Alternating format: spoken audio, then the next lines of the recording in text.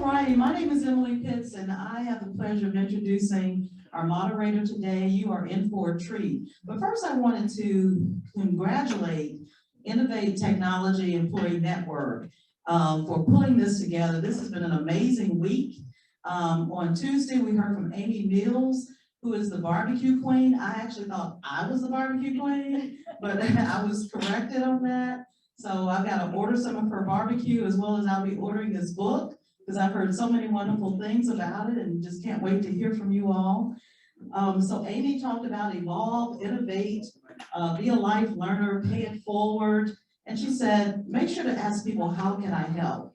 And it made me think about Lindenwood's Q2. What do you need and how can I help? So that really resonated with everyone. And I know this panel today is going to resonate with us as well.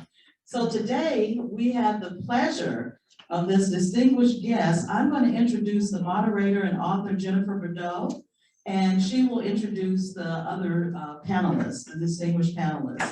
So Jennifer is a VP of Senior Business Banker for Enterprise Bank and Trust. She has over 20 years of experience working in the small business in St. Louis community in the areas of customer service, sales, marketing, finance, business development, and recruiting.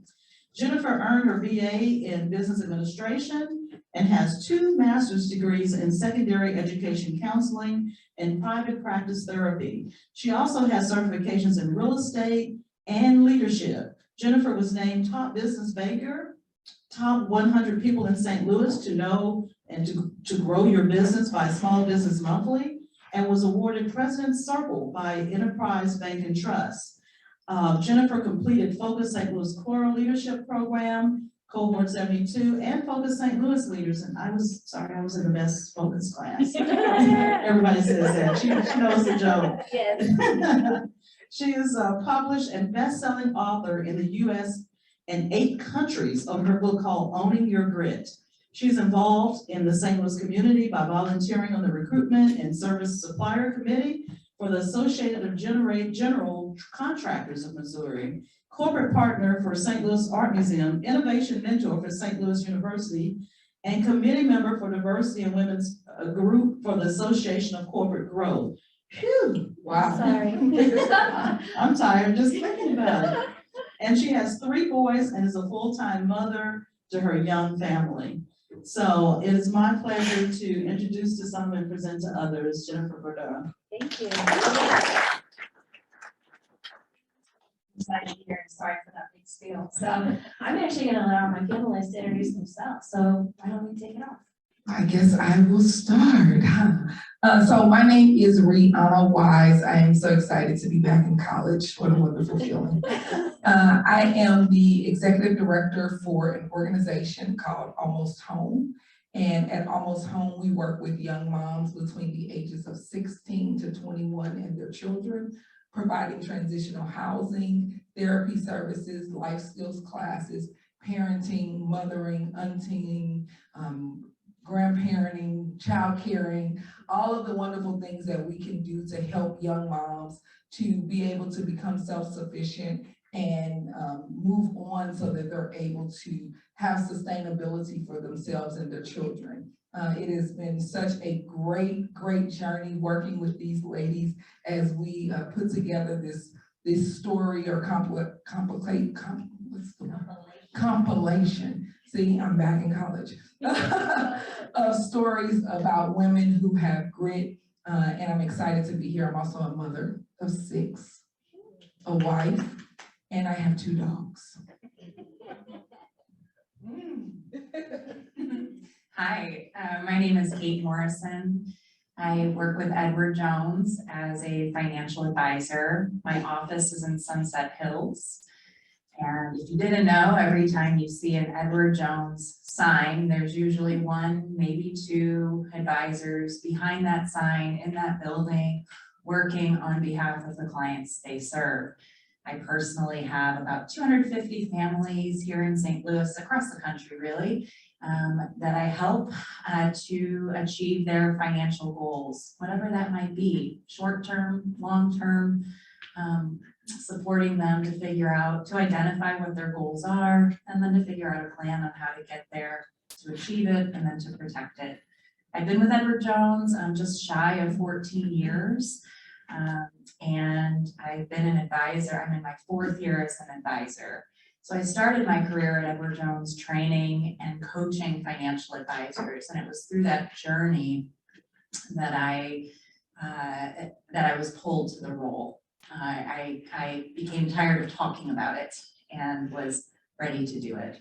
So December 2017 is when I stepped into this role. I have never looked back.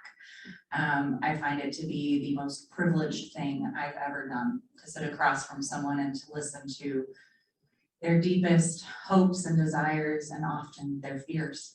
And it is quite a privileged place to be. I am married to my champion, Eric. He is our cook. He's our chef, he's our laundry, he's our grocery, he's our, he helps with the twins who are 8. Cooper is 2 minutes older than my redhead Marley, and they are darling. I serve on the board of the Women's Foundation here in Greater St. Louis, and we exist to advance women in our community economically. So we do that through legislation, workplace change, and making sure that big corporations here in St. Louis are doing their part for equity. I'm so excited to be here, and thank you for being here and being interested in what we have to say. Thank you, Cate. I'm also Cate. I'm Cate Redfern. I am the founder and principal of Adansonia Consulting.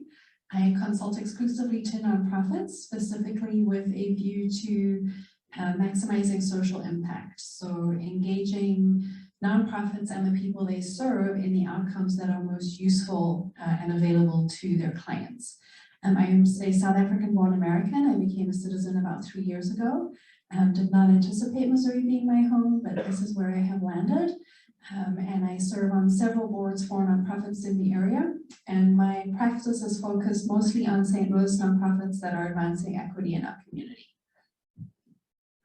All right, well, thank you all for being here today. We're so excited to visit with you, and thank you for introducing yourselves. I want you to do that yourself because you all look amazing. So anyway, let's kick this off. And I want to know, the first question for all of you, just jump in whenever you want, is when I reached out to you, what was your reaction about this project?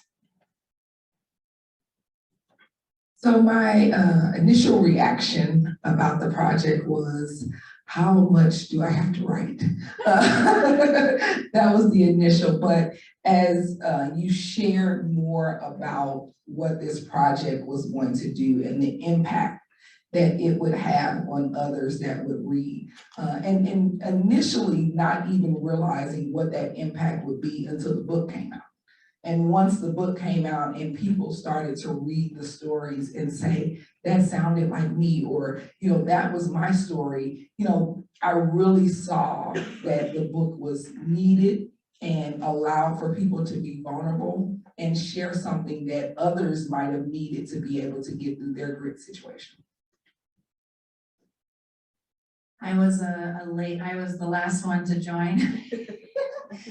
Jennifer and I had lunch. She was describing the project internally. I was so jealous. I was thinking, I want to do that. And you know, what was it, 30 minutes later after we left lunch, I received a text from her, hey, I'd really love for you to do this. And oh, by the way, it's due next Friday. That gave me 5 business days. So I wrote my chapter on the way to Chicago headed to spring break with the kids. The reason I wanted to be a part of it was because of what she described in terms of who would be participating and sharing their stories. And I also selfishly have always wanted to be a published author. I'm a broadcast journalism major. And so that's what pulled me to it. Ultimately, I think when we as humans, we all have stories to share. We are the way we are because of what we've been through. And I think our most vulnerable stories are what move mountains and make change in the world. So that's my why. I was honored to be asked to participate with, when I saw who else was involved, kind of didn't really figure out how I had got an invitation to be part of this, but was quite happy to ride everybody else's coattails in terms of just the people who were going to be telling their stories. And I took it as an opportunity to want to impart something that was inspiring and uplifting. When it came to writing the story that came out was not the story that I had intended to write, but it's the story that I guess wanted to be told. And like you said, it was a very vulnerable experience, but one that I wouldn't change. And just, I was in awe of the women that were participating and what their stories were, and to be counted among that group of women was something that was, that I felt really honored to be a part of. Thank you for sharing. If you guys aren't familiar with this book, there's over 40 women who participated in this project, and they were all vulnerable and shared different stories. So let's just assume that nobody in this audience has ever read your chapter. If you wanted to give her a quick overview about what you shared in your story. Okay, assuming that no one read it, though I know Molly is going to read it later. I would probably say that my story was based on a time when I think it was the most challenging, the time that changed my life. So the title of my chapter is Trust the Process. And what changed my life was being 17 years old, a senior in high school, and finding out that I was about to have a baby. I was, a person who was a straight A student. I was very much so in church. And this was something that I never assumed would happen. I knew what it took to make it happen, but I never assumed it would happen to me. And when I found out that I was pregnant, what I share in the story is more so about the reaction to finding out that I was pregnant. And then I fast forward to now. And understanding that though it was a challenging time, though it was an obstacle that changed my life, from that point on, everything that I did in my life was centered around being a mother. I had to go to school because I was a mother. I had to work while I was in school because I was a mother. I had to be home at a certain time. Everything was now centered around this child that had changed my world. But now as I sit in a seat as an executive director for an organization that works with young mothers who are displaced or homeless or without a family or support system, I understand why I had to go through what I had to go through.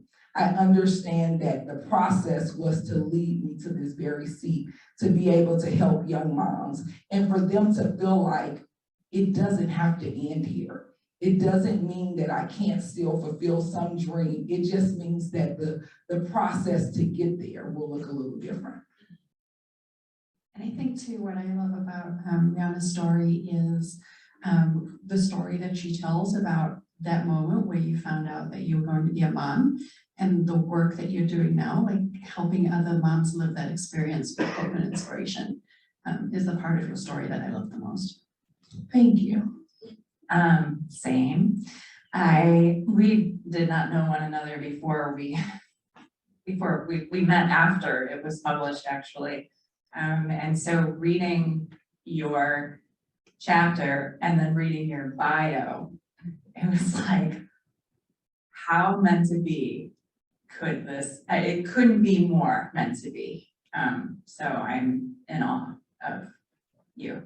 And It cost a lot, diapers, wipes, food. What was the question? Tell us an overview of your Oh, overview of the story. Oh, right. Okay. So I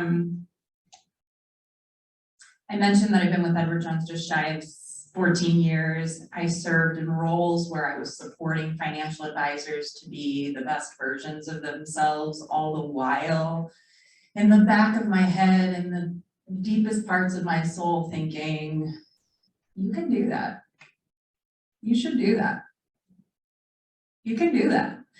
And the other voice in my head saying all of the things that we say to ourselves to keep us safe and in our comfort zones, right? You know those voices, the voice that says, no, you cannot. The voice that says, you suck at math, because I don't do math in public.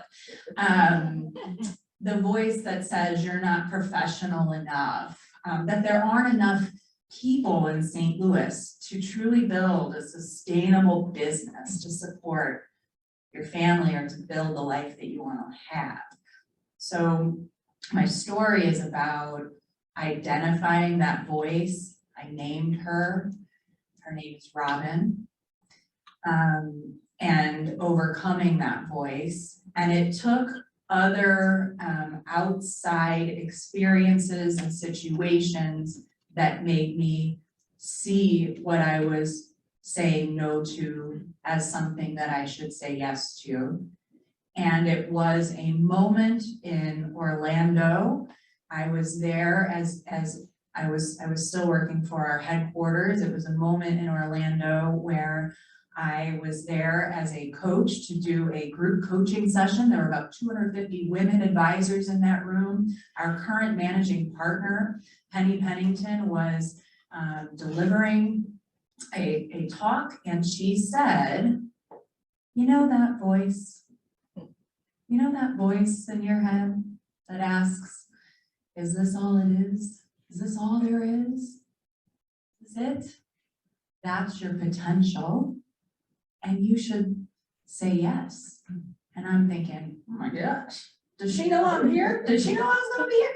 And she went on to say to the women in the room, you are not analysts, you are not researchers, you are not mathematicians, you are empathetic relationship builders who likely care more about the people you serve than you care about yourself. And at that moment, I was like, Jesus? I mean, it was like, are you reading my diary? It was that, and that was the moment I decided to say yes to the opportunity.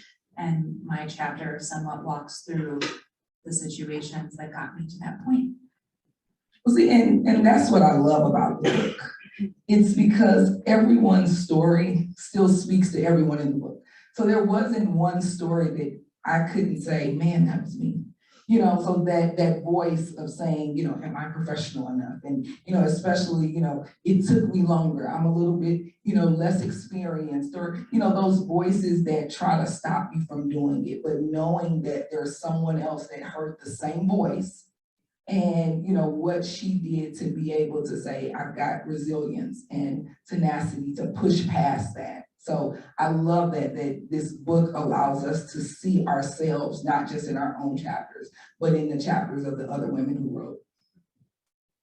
I think too, what I found as we were meeting as a bunch of authors together, talking before it was published and after, is I think most of us thought that we were going to be telling a story that was different to the story we told, but every single one of us in the story that we told was absolutely authentic and vulnerable, that I had not expected, and that I hope to some degree this helps normalize us showing up as ourselves as we are in that moment without trying to project a professional face that is devoid of influence or emotion or feeling or experience.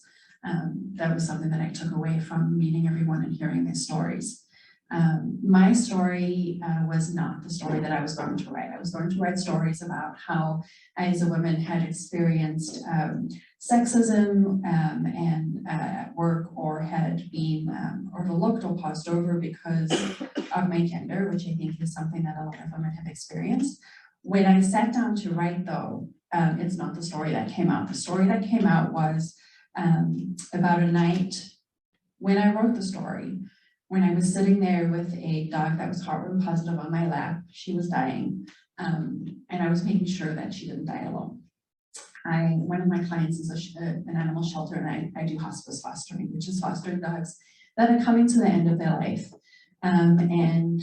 She needed to be humanely euthanized. She couldn't, because there are laws that prevent that. When an animal is a stray, you need to make sure that the owner is aware.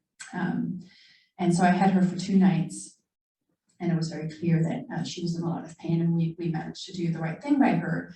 But in that moment, the writing coach kept saying, what is your why? Why are you here? Think about where you are today. And I took that really literally at 10 o'clock that night with this animal in my lap. And I'm like, why am I here? And my story is about a night where life just got too much. I had suffered loss over loss over loss for about 6 months. And the pain was so intense and nothing could ease it. No talking, no therapy, no medication could ease it. And the only way that I could think to end the pain was to end my life. And I was ready to do that. I pulled the Valium out of my closet. I have Valium for anxiety for when I fly. It was enough to do what needed to be done. And I was committed and I was going to do this.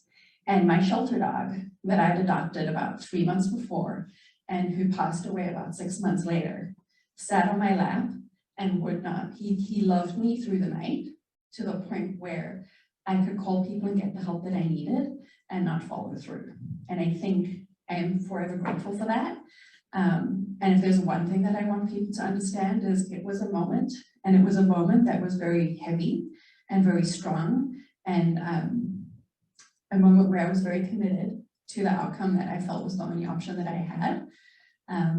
And the love of that dog got me through the night. That and him sitting his whole entire body on my hand so that I couldn't move through the night. So my story was about what that moment was and where I went after that in terms of determining what was going to inspire me. What did I want to be doing? This life that I have, that I appreciate, and that I want to live now. What is me living my life look like? What do I want that to be for the rest of my life, and how do I want to express that? And so it was the kind of thought process and the inspiration behind wanting to find meaning in my life. You are so brave and so incredible. And I remember reading your chapter, sitting in bed. I was sitting in my bed and just thumbing through it. And Cate, oh, it's another Cate, you know, Cate with a C. I'm Cate with a K. Just the reading through it and just the your pain just poured out of those words and those pages. And all I could think was, she is brave. She is strong. And thank God for that dog. Right. And yeah, I realized that this is like really heavy material. And it's all good now. And I think I'd like to normalize people talking about when they're experiencing mental health struggle and people being able to say, I'm not okay.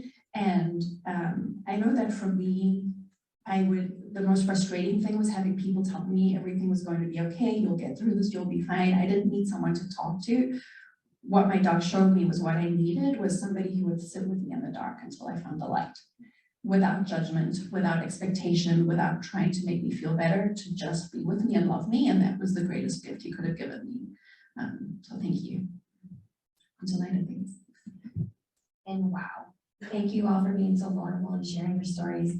And the whole purpose of this book was to really provide, you know, growth opportunities and inspiration and hope, because there was so much struggle during the time of COVID. So I had heard all these stories and they touched me. So I purposely invited all of you to be a part of this project because I heard your strength and your boldness and your courage. So thank you all for sharing. You bring a tear to my eye. So what is the story that you didn't share in the book? I didn't comment after Cate because I didn't want to be the one up here crying. It's interesting because the story that I didn't share was similar to what you said in regards to that one thing that was your support. So I think what I didn't get to share, you know, with the amount of space we had was about these support systems that got me to where I was. So it wasn't something that was done alone. You know, it wasn't something that I said, well, I'm just gonna fight through this and I've got it. You know, I'm gonna make it happen and, you know, I'm gonna watch my own child and feed my, you know, it's not real. So just having, you know, support systems, having, I remember my dad, the day that I found out that I was pregnant, And my grandmother took me to the doctor, so it was like the scariest moment. She's the first lady of the church, so it was just like, I was like, please don't tell, I was like, I don't know what I'm gonna do. But she took me to the doctor and I stayed with her, but it was the moment that I shared it with my father. And he said to me, he said, okay, we're gonna get through this. So he acknowledged immediately that, it was something that we all were gonna get through. He said, but don't walk around with your head down. Like, that was his first words to me. It wasn't, I'm so disappointed. It was, make sure you hold your head up. There are gonna be moments that you're not gonna feel, you're gonna feel ashamed. You're gonna feel, like you messed up, like, the person that, everybody expected to possibly do wrong. Like, don't hold your head down. So having him there, my aunt who was, with me, my mom, my sister, the counselor who told me that SIUE existed and had family housing. That person, she doesn't even know it to this day, that, I thought that I'm not gonna be able to go to college. This is it, but her just offering that support. Simpson Academy, the school in Chicago that had a school specifically for young moms for me to be able to finish my education. So if I could have told anything else, I would have given homage to those individuals that were the support through that process. I love that. I think the most powerful words that can come out of our mouths is, I need your help. There's help, right? And maybe you didn't even ask for it. Maybe you didn't know to ask, but I'm amazed by that. I'm so grateful. The story I didn't tell, there's a lot, really, there's a lot. But when I specifically think about in relation to the chapter, and part of the reason why I was so scared to become an advisor was because I was starting from scratch, building a business on my own, and not on my own, with the help of a very large firm behind me or beside me. But it was mine to grow. It was mine to do, and that's what the firm says. You be ethical and profitable, and you be legal, and you do you, and we'll help you. But you gotta build your business. And so, like many advisors that came before me, I built my book of business by knocking on doors in St. Louis, one by one, by one, by one. And I did that just like the Postal Service, come rain, come sleet, come snow, come 90-degree day before Mother's Day, Saturday, handing out wildflower packets to every woman I met. I can honestly say that I knocked on over 10,000 doors in St. Louis. And I can tell you that because I counted. It was the only thing I could control. I could not control who answered the door or if they did. I could not control if they needed my help or if they didn't. I could not control if they were going to be kind or not. I am pleased to say that there's probably a handful of situations that I can say made me say, I don't want to do that anymore. But I am really proud of that effort, and I did not manage it alone. Eric, my partner, my husband, my champion, my supporter of all things, he's the one that allowed, my twins they were 3.5 when we started this. So there's a lot of guilt around being away from your children, as some of us feel at times. I felt that immensely. I also experienced an insane amount of anxiety every time I would leave the house to go do this. And I did this for 2 years. So you'd think, today might be like yesterday. I'm still alive, but every time it was the most intense anxiety, that sometimes I found myself literally hiding in my closet, like in my pants, like in the dark, thinking, no one will find me here. The kids could find me there. But it was Eric that literally would pull me out of the out of the dark closet and say, "You know what you're doing? Get." And so I did. And so all of that, all of the how did it become what it is today, that's not in the book, but it has made a huge imprint on who I am. I just love that you went through the journey, as you just talked about, and this is Entrepreneurship Week. And, and we think, when people say, I want to be an entrepreneur, I'm going to own my own business, and, I'm going to open the store, or I'm going to start doing this service. Everybody needs it. I'm going to be a millionaire. I'm going to be able to quit my full-time job. It's not, when you, start that process, it looks nothing like that. The risk and the work and the falling down and the getting back up and the quitting and somebody saying you can and you saying, okay, I will, like that is real, that journey. So, saying, okay, 2 years of doing just this, that wasn't 2 years of arriving. That was 2 years of just trying to get to the point of, I think I can arrive. So that is just so real when talking about, being a business owner or being in the role of an entrepreneur and trying to get through the journey of actually saying I'm at a place of success or this was the right move to make. And I think with that journey also, so what I was going to write about was how I got to where I am, understanding that nobody is in isolation and that our success is attributable to our own grit, but also to the people around us who support us. And so I'd had many really inspiring people that have mentored me from kind of high school onwards. And I kind of wanted to write about the impact that these women had had on me.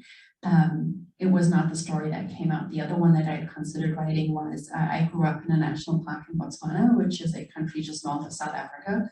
I was homeschooled, and by that I mean my mother threw books at us occasionally. Had to go back to high school at 16 to get into college and absolutely struggled. Had not worn shoes until I was 16 years old. Went into a private girls' school, went my first day in my overalls and carrying in my shoes because why would I need to put shoes on? And was made a very easy target for bullying and hated being at school. Went to college, kind of ground through it, got through it, and decided that once I'd done that, I could go out my way and do what I wanted without absolutely no idea of what I wanted was. The one thing I have learned, and I can tell you that this will know as you're young, is I thought that I knew what my life would look like, and I thought I knew what it would take to get there. My life now looks nothing like what I thought it would be when I was 20. When I was in my early 20s, I would not have said that I would be 46, divorced, single, living in St. Louis, Missouri. I didn't even know where that was, or even in the United States. But I would not give up the journey that I've had for anything. So, yeah, keep yourself open to opportunities and say yes to the things that light your fire, even if you're not sure how they're going to turn out later. I think college is a great place to kind of instill that open-mindedness and just constantly be aware that we're always evolving.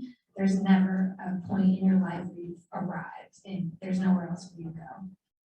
It's a journey. So talking about grit, what does grit mean to you? The acronym I came up with was obviously growth, resilience, intention, and tenacity. So what does grit mean to you? So of course, as we prepare to sit here today, Jennifer gave us some questions so that we wouldn't sit here unaware of what we were going to talk about. And I was just thinking about that word grit. What does that mean? And I said that so many times, people talk over other people's head and people are saying, oh, that sounds good. So I said, if I could, I guess, dumb down the idea of grit just a little bit to come to a level of, communication with people that I might talk to. I thought about growing up playing double dutch. Anybody know what double dutch is? Anyway, yeah, double dutch.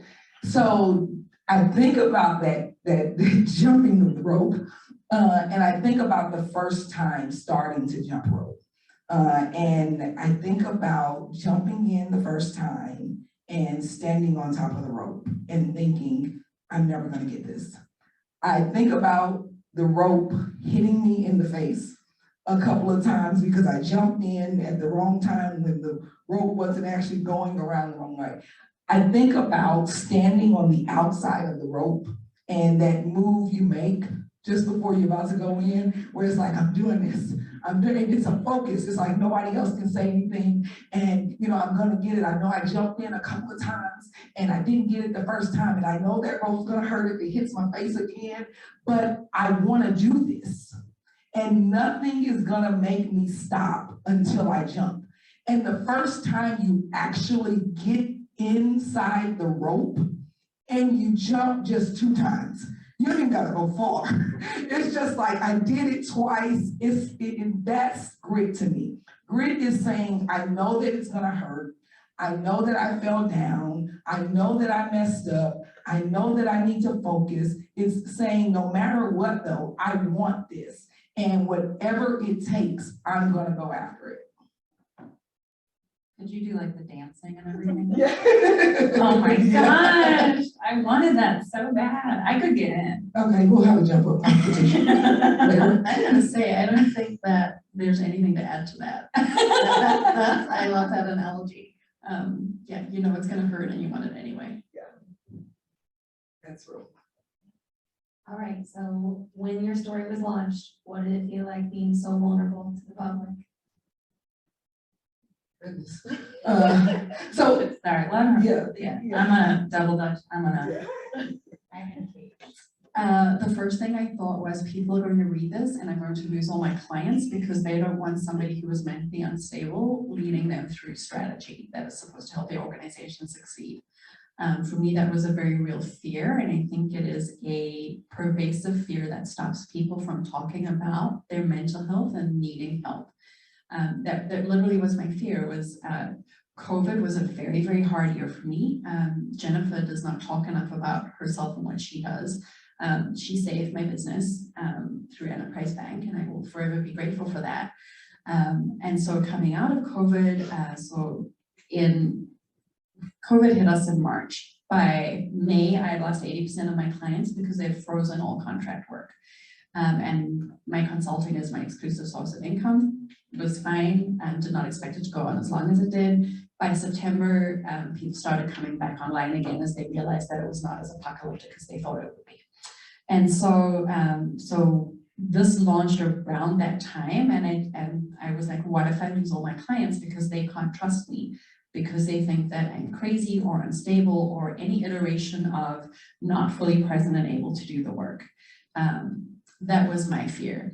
And that has not been the case. I am busier than I have ever been, and I'm grateful for that. And everyone who has heard what I've had to say has not sat in judgment. They've all been really supportive, and not in a way that makes me feel like they're trying to coddle me, or I don't feel like people are treating me any different. I think that there are a lot of people who can relate, maybe not to that extreme, but to feeling something. And they shared that. And I think I've been really inspired, and I've been really touched by the reception that I've got from people who have read my story and taken it to heart, and learned something and offered their own support. How'd you feel, Cate, with the Cate?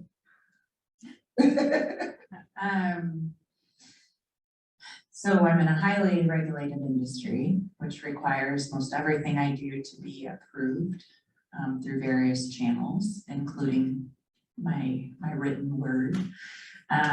Most of them. And so I did get it approved through Edward Jones.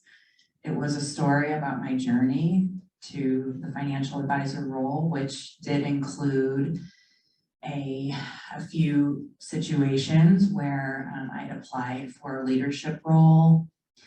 I was interviewing with a group of people who I knew very well, who knew me very well, and the partner that came in to interview me came in talking about the Cubs game last night. It felt like I thought I knew my audience.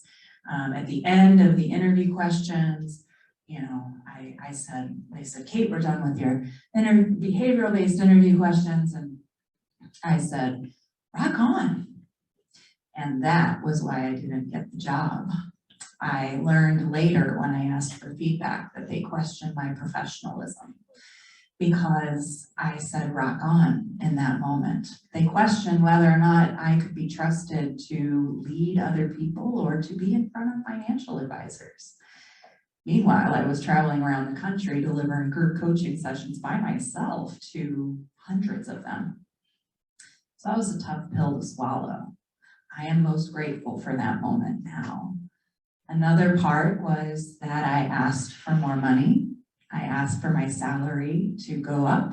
I had just finished reading the book, The Confidence Code. I highly recommend this book. It examines it examines women's confidence, where it comes from and where it's kept, and really the phenomenon behind the confidence between a girl in the classroom and a girl in a cubicle. And wage gap was a part of it. I just finished the book and I thought, it ends now. The wage gap ends with me. And I said, you know, I know that we don't really do this here, but listen, if you raise my salary just by $584 and some change, that means I would be doubling my salary going into my 9th year at Edward Jones, and that would just feel super rewarding. After all, I'm onboarding 10 new business coaches. I have completely organized, run, and wrote all the content for this group coaching that is constantly being asked about and requested across the country. And I'm coaching 85 financial advisors just like everyone else when that's all they're doing. So yeah, can you raise my salary by $584? Just my salary. I'm not asking for $584 lump sum in my pocket. And she said, you know, I really don't know how to do that. And I said, I know you don't, but listen, I just read the Confidence Code and it ends now.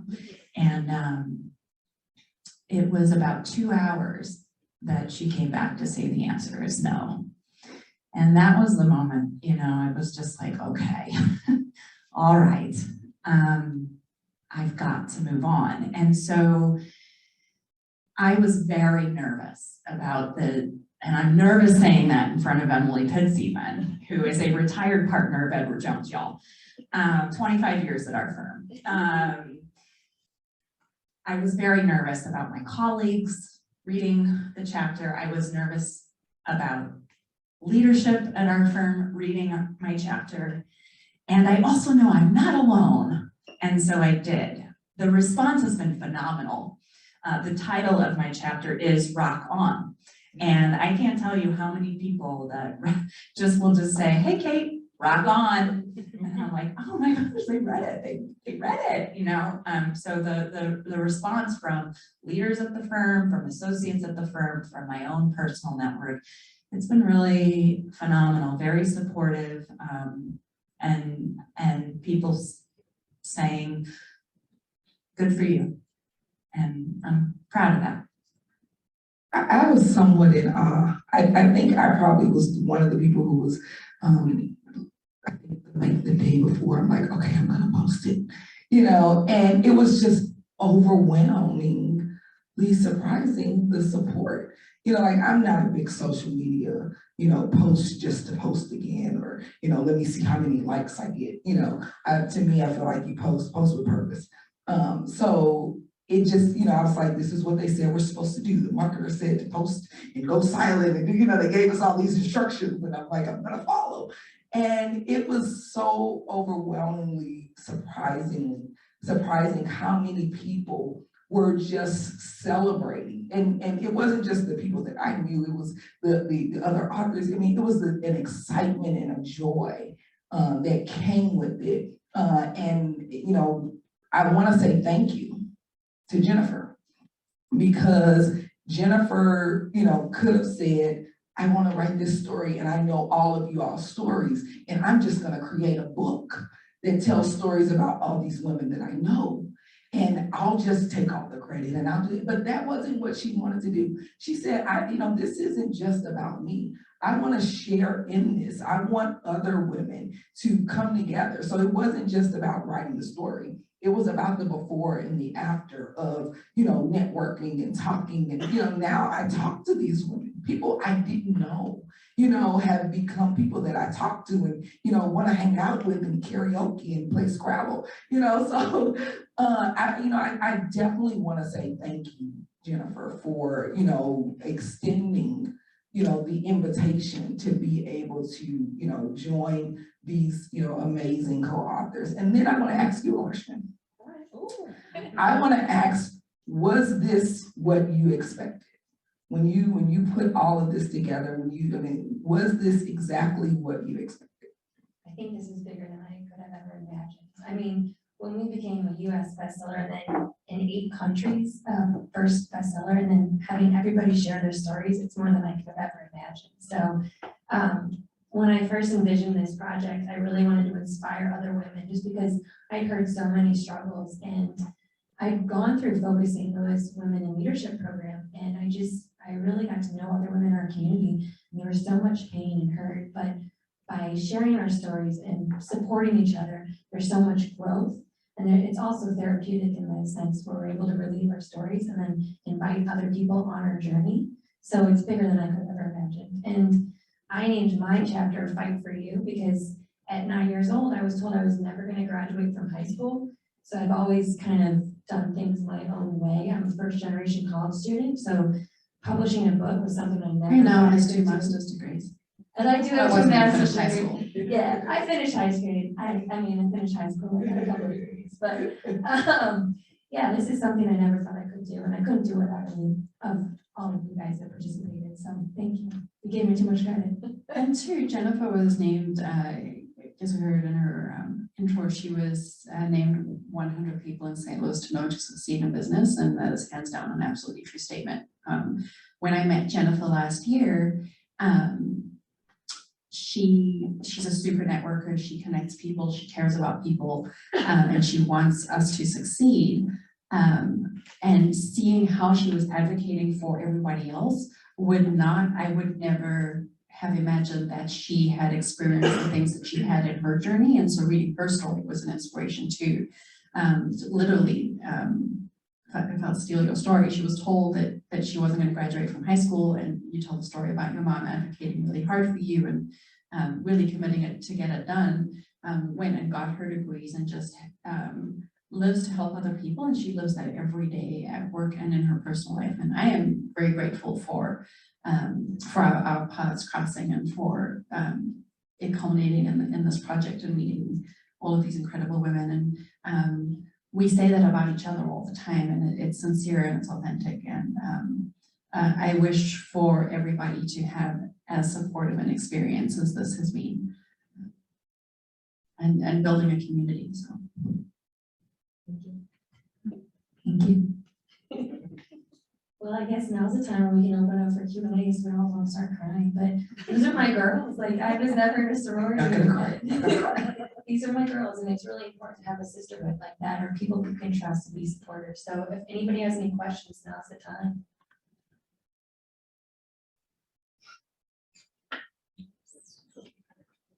It doesn't have to be about the book. I would say if you have questions about, I was going to say life. Prove Reona wrong and show us that you're not just here for extra credit. Oh, now you're wondering. Why did you call the voice Robbie? What did you say it again? Why did you call the voice Robbie? Like, Oh, the did you- voice, Robin. Who's Robin? It's actually a lie. Her name is Angela. But I made a choice to fib a little in a published book. The voice in my head was mean to me. The voice in my head kept me from my potential. The voice in my head, it was like a battering. And I realized that it's actually a tool that I would use with financial advisors that I was coaching. They would come to me, they would come to the table with whatever they were working through and what they were trying to get over and or above and the situations that they would describe, the way they would talk to themselves. Oh, and I used to say, gosh, if I talk to you the way you talk to yourself, would you even want to be around me? No. Okay, right? And so so I just said, like, why don't we just name that voice? Why don't we just give it a name so that you can identify it? So when you hear it, because it's not going to stop necessarily, but when you hear it, if you could compartmentalize and say, I know you, and I don't like it, I don't like you, you don't work for me. And so a cousin of mine growing up, she's 3 years older, we are very good friends now, which is why I chose to change the name, because I don't want to have that conversation with her. It's just not necessary. If you're watching, she doesn't want to have a conversation. It's just not necessary. We're so far beyond it. But she made me feel very small growing up. And that's why I chose that name. Thank you for that. Hi, thank you for sharing your stories. Thank you for sharing your journey. Thank you for being vulnerable. I'm sure it's impactful. It was impactful for me. I'm sure it was impactful for everyone in the audience. I have a question for all of you. Did you see yourselves as authors? And then what's next? Another book? A world tour? So I write for a living, but I write for other people. And I did not ever imagine myself, I imagined myself published, but not writing about myself. And so I don't have a problem writing, I don't have a problem telling stories, but when it came to writing about myself, it was very, very difficult. For me, what's next? I don't know, but I'm excited about it.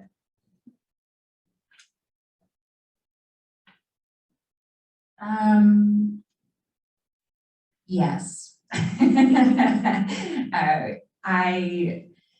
I dreamt of being a published author. Growing up, you know, I thought I wanted to write for the news. I thought I wanted to be a producer and had wonderful internships with news stations here in St. Louis and down in Florida. And I thought, you know, I thought I'm good at it too. And I will say that I'm good at it. And I never thought I'd have, after I chose not to go into media, I just thought the moment was lost. And to publish the book right at the time that I was turning 40 was like crazy magic. It was just like a crazy magic. What's next? I don't know the answer to that. We have talked about doing an audiobook.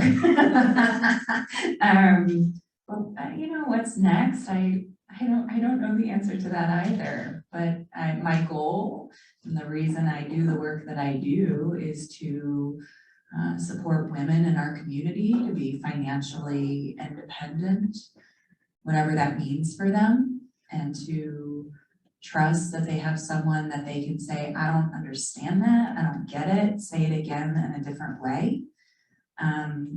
So that is what I believe my purpose is in my role and why I do the work I do with the Women's Foundation. So my hope is that I continue with that purpose. So I can actually say that, yes, I thought I was going to be an author. I have a lot of titles in a little notebook app on my phone. I probably never would have wrote them though. This moment forced me to do it. You know, it was like, hey, you've got a deadline. Hey, you've got a writing coach. And once I did it, I was like, oh my goodness, I could have wrote all those books. I could have been, you know, so it was like that voice had been, you know, saying, oh, this would be good, but you don't have time, or no one's gonna want to read it, you know, so all of those things happen. So this kind of, you know, pushed me a little bit, you know, further to say that if I did want to do a book on my own, I could. And when I think about what's next, I think if 2020 hasn't taught me anything else, it's taught me to enjoy the moment. So what I will do next is enjoy the moment. I will plan for Thanksgiving dinner. I will prepare, whatever the dish is that I'm gonna bring for Thanksgiving with my family. They're gonna have Thanksgiving at my house, so I'm gonna think about that moment. We're doing a chili, an outdoor chili thing for Thanksgiving, a tradition that we started last year because we wanted to hang out with family, but we need to do it outside. So we set up bonfires to do so. I'm going to just be in the moment. That's my next. And mine is very much the same. I'm just enjoying this journey. I mean, I had the epiphany to launch this book in August, and my goal was to have it launched by Mother's Day because I wanted to give a tribute to my mom for being my strength and my backbone. But I took my backbone back. It's mine now. But anyway, I'm just enjoying the moment of this journey and just seeing all the growth and just all the excitement and the buzz. And hopefully we're inspiring a lot more women and people in St. Louis to just be bold and courageous. I mean, I was a girl that grew up in St. Louis and I couldn't even get accepted to Lindenwood. I was joking about that, but I didn't even get accepted to Lindenwood, and here I am, and a published author. I mean, anybody can do anything as long as you have the right mindset. So just be bold, and I hope you all leave feeling inspired today. So as far as what's next, I don't know. Maybe there's another book, but I always move with purpose. So. But if you know about a world tour, please let us know. We're open.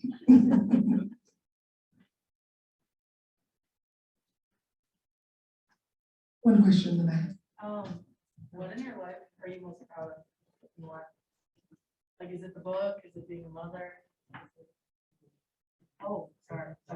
Sorry, I'm kind of losing my voice. But what in your life are you most proud of and why? I know it's kind of a. I know it's really hard because you can't name like a kid or the husband, you can't, so you gotta say the family, as a whole. That's actually a hard question. I'm gonna divert to someone else. Yeah, though I feel like as you get older, the question's more complicated because you've accomplished more, but also it's simpler because I think experience shows you what's really valuable. If anything for me, I'm most proud of finally having my voice, which I don't know how sensitive we are here. Like, I don't give I just don't. If you like what I say, if you don't like what I say, I don't care. I'm going to show up as who I am. I know what I'm good at. I know where my weaknesses are. I'm pretty sure I still have some blind spots. But I'm going to stand by my values and stand in integrity in terms of what I believe. And I'm not going to be afraid to express that for fear of losing a job, losing a client, losing a friend. And over about the past 2 years, I've really been practicing that, and not in a combative way, but really kind of in a setting boundaries way and making sure that what I'm doing is something that I'm comfortable with every day. And that is not something that I have been comfortable doing until I think I got into my 40s. Before then, I would identify things that I didn't like or wish that I had said something, but just didn't have the courage to do that. And I've become a lot more grounded in terms of really not caring what other people think, as long as I am happy and I'm comfortable with the moves that I have made during my day. I was gonna say I figured it out when you were talking. For me, I think what I'm most proud of is stability. During that journey, during the process, there was a lot of moves that were made. I even think about my older boys and how many different schools they ended up going to. And I'm now in a place of stability. My younger children one of my children, she went from kindergarten all the way through a whole elementary school and we didn't move, so like that was a big deal. But just being in a stable place and feeling like, I'm where I need to be, again, haven't arrived, don't think that everything is, I've done everything, but just stability and feeling like I'm in a healthy place in my life. This is tough, and thank you for the question. You know, and I'm being really honest with myself. I'm really proud of making the money in my family. I'm really proud of being the breadwinner, and my goal is for Eric to go part-time or not work at all and wear a trophy husband t-shirt. I'm really proud of how gender, you know, household gender norms are flipped upside down in our home. I'm really proud that Marley and Cooper see that, and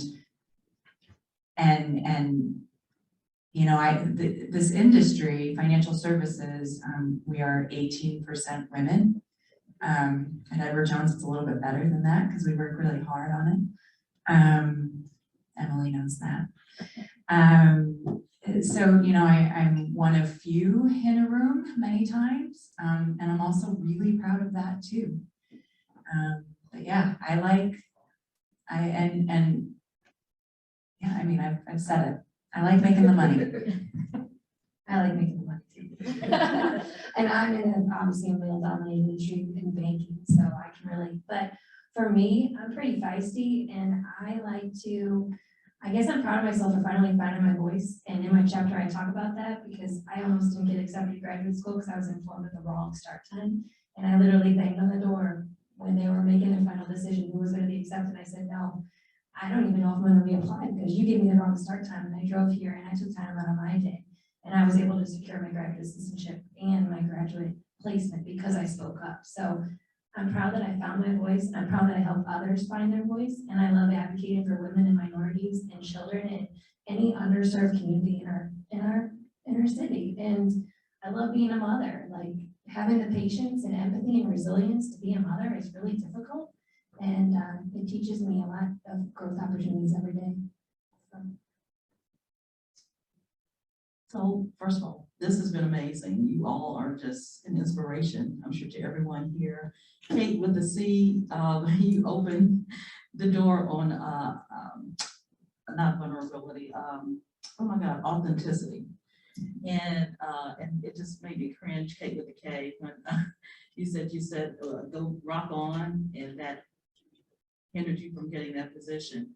So I'm curious, from all of you all, how have you balanced being authentic, being your authentic self, with doing what is necessary to be successful? You know, it's sort of a, I think, just a phrase. People say, oh, be your authentic self, but then it doesn't really work out so well for you. So how do you balance that? Or do you not? I heard Cate say you don't care. I mean, that's one way to approach it, but I'm sure there's some. That's boundary. I mean, I don't care, but I care. Yeah. No, I think that for everything that the pandemic did to us professionally and for the struggle that we faced, the one thing that it did was force all of us to drop the mask. So you were working from home. I don't have children. I've always worked from home, but I see other people. You're working from home. You're managing your kids' schooling at home. We get taught from a young age in the society to show up for work and not bring your personal self to work. And by that, they mean don't bring your problems to work. Well, I'm not, nobody is the kind of person who can leave something at the door if they've had a hard morning or a hard weekend, or they're going through a divorce, or some kind of hardship. And likewise, if you're excited about something, you're not going to leave your exuberance at the door either. And so I think COVID has helped everybody to drop the mask and for everybody to understand that we're whole people. We're not just machines that come into work and leave, as much as corporate capitalist America might want us to be. That we're not. And so I think showing up authentically means my personality comes to work with me. We find a way for that to work, because for everybody to be able to work together. I think that if we bring our whole selves to work, collaborating and respecting the individual becomes a lot easier. And disagreement and conflict is something that can be better managed because we know who we are, and there's a greater degree of trust. So, so for me, that's what authenticity means is, you know who I am. You know that I have a cat named Zena and she's my life, and I will spend all weekend taking pictures of her and posting them on Facebook. I am that old lady. And that's okay, right? And that means that I know that you have 2 kids and one's in a soccer team, and soccer games are mostly on Friday afternoons. And so that means you're going to leave at 2 o'clock on a Friday afternoon. And that's not going to annoy me because you're a whole person with a whole life. And so I think a lot that allows us to see each other as human beings, not just colleagues or people who we work for or work for us. And it leads to a healthier work life and a healthier personal life also, because we're not having to distinguish between the two and present different selves. I kind of think that it comes with time and age. It doesn't happen, when you're in college. In college, you're not thinking about, being yourself. You're thinking about what group do I fit into? And sometimes adjusting who you are to fit into those groups. I remember when I, started to take roles in leadership, and I, people would say, they would, these side conversations about what I should wear and, what kind of bag I should carry. I like my book bag. It carries my laptop really well. I like my tennis shoes. They match. They're black with the red, so I like that. But at first, I didn't feel like I could do that. I felt like, okay, I need to wear this particular outfit the way that, they said, so that I can fit into the room. And with more experience, more years of continuing to live, like my grandmother used to say, just keep on living. You get to the point, like Cate said, where you say, I don't know that I really care. And not that, it's a mean not care, but I don't know if I really care, because when I show up, I know who I am in the room. When I open my mouth to speak, I know who I am in the room. When I write the chapter, I know who I am. So I don't have to be, someone else to be in the room. And then eventually you're sitting in the group and you find out I could have been myself all along, because the person that people really like is me, just the way I am. I didn't have to put on the front. It's you that they want you to bring, to the table. And once you get to that place, and like I said, it takes a while. I've got 21-year-old and a 19-year-old. I just can't wait till they turn 25. My auntie tells me that's when everything really clicks. But I know that they're experiencing, those same things, trying to find their place and figure out, who they are and learn how to be okay with being them. So I just think it comes with, a little bit more time and age, and eventually you get there. Well, I will admit I'm still figuring it out. I say to myself, know your audience, know the room, know your audience. I am most authentic with my clients. And I spend most of my time with them. So that's very freeing. And it's been, for people who I trusted and admired to question my professionalism, it really did a number on me. And it made me wonder if I could be successful as an advisor. Would people trust me with their life savings? And what I found is my most authentic self is exactly who they want. And what happens for them is so are they. So are they.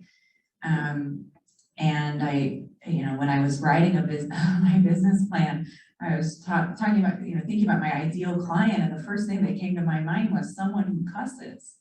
And I know that sounds weird, but that is authenticity to me. That is the person who's going to sit across the table and say what needs to be said in the way that they need to say it, so that I get what's most important to them, and that I help them create strategies to figure that out. In other rooms where I am with other financial advisors, mostly men, I am not my authentic self most of the time. I am tempered. I get feedback that sounds like, Cate, your presentation was just wonderful. You're such a great presenter. It was so good. You're so passionate. You invite everyone in.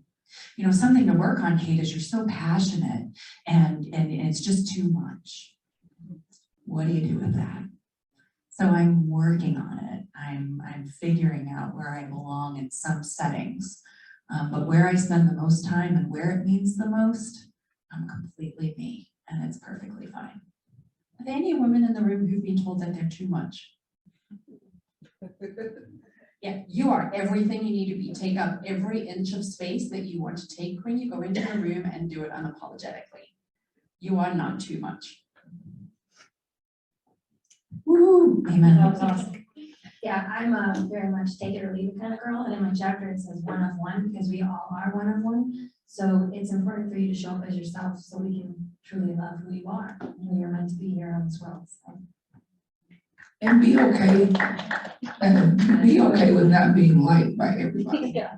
I think that's the other side of it. You know, when you get to the place where, you know, you can say I'm me and everybody may not like me because I don't like everybody. You know, that's just real. So it's like, okay, that's just a group that, you know, not for me. I'll go over to, it's enough people to be liked by enough to, you know, for the group that doesn't. So just, you know, when you become okay with that piece, not being liked, you know, it just makes it so much easier. And also that helps self-select out people you should be spending time with. Spend the time with the people who like you and want to be around you, and don't waste your time trying to make people who are not your people like you or accept you. Wow, well, this has been absolutely amazing, and you all, I'm so impressed. All of you all have different stories, different journeys, but the one commonality is your humbleness, your confidence, your belief in yourself. It just comes, it's giving me chills right now. I'm just getting teary-eyed too, just thinking about your stories and all. Thank you for being so vulnerable, for sharing your stories. I'm so proud of all of you all and look forward to seeing what's next. I'm sure everyone was taking notes, but I took a ton, but I just wanted to recap a couple of things. Listen to the voice of potential, not to the voice of doubt. I love that, Cate. Reona said it's not about what happens to you, but rather what do you do with it? How do you react and respond? No one is in isolation. Keep yourself open to opportunities, Cate with the C said. Focus on the things that you can control. Being successful is a journey, up and down. It's not just straight up. Fight for you. I love the chapter. I can't wait to read the book. What else? Reona, knowing is going to hurt, but do it anyway. That was strong. Knowing is gonna hurt, but you do it anyway. That is really true grit. So proud of you, Cate. Regardless of rock on, you keep rocking on. You just keep rocking on. I'm so proud of you. Find your voice and advocate for others. That's huge. Always pay it forward. And then believe in yourself. So thank you all. Thank you so much on behalf of the Innovation Technology Entrepreneur Network, on behalf of Lindenwood University, our president, our faculty and staff. Molly, you still here? There she is, the dean of the business school. Thank you, Molly, for putting this on and partnering with ITEN. This was amazing. This was a great Women's Entrepreneurship Week. I want to thank everybody for participating. And, you know, think about these things that you heard. Don't just check it off and say, I attended a great event. How might you incorporate some of these things into your own lives to prepare for your futures? So thank you, have a great day, and is there any other housekeeping items we need to talk about? Okay, let's give them another round of applause.